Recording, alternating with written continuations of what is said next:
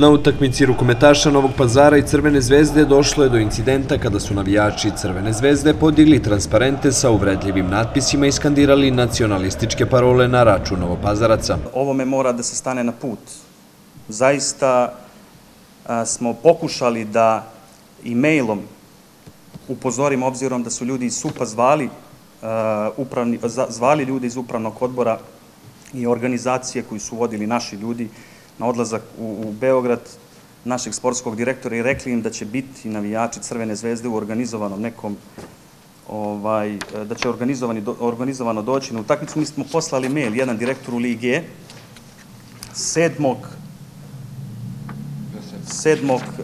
oktobra, znači to je 3 dana pre same utakmice, gde smo, mogu i pročitati mail, samo jednu rečenicu ću, želim da vas obavestim da zbog, Samir Župljanin je poslao mail, želim da vas obavestim da zbog velikog interesovanja pazarske publike na pomenutoj utakmici će biti prisutni i naš snimatelj i novinar koji će pratiti ceo tok utakmice. Posebnu pažnju želimo da usmerimo na domaćinu da mi kao klub nećemo tolerisati organizovana skandiranja na nacionalnoj i verskoj osnovi, što se iskreno nadamo da do toga neće doći.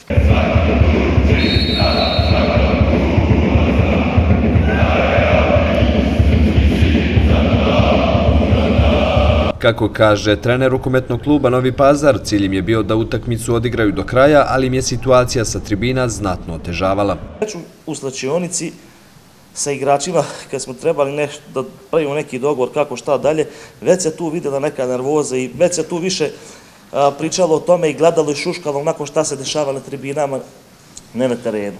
To je bio prvi znak da drugo poluvreme nama neće biti lako ni u igri, a ni sa tribina.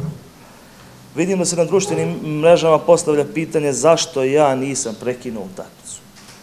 Morate da pogledate utakmicu pa ćete onda da vidite da u 39. minutu, 40. minutu ja prekidam utakmicu. Jer tad više nije moglo da se izdrži, tad sam više i kod igrača osjećao da oni gledaju samo da se ova utakmica završi, da ne dođe do nekog nereda, da ta publika koja je bila na samoj ogradi, ne daj Bože, ne dođe do terena.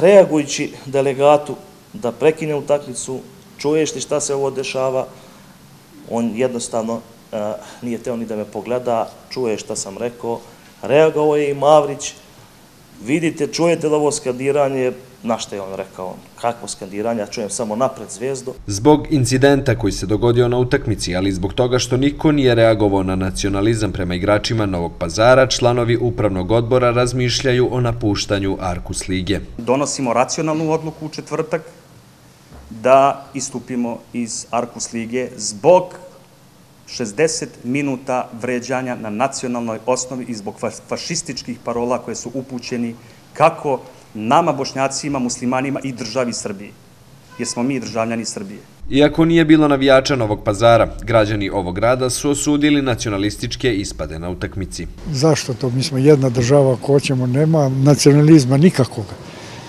To ne bi trebalo da se radi. Nije to dobro nigdje da se dešava, posebno ova naša sredina što je ovdje multietnička i mislim da nije u redu.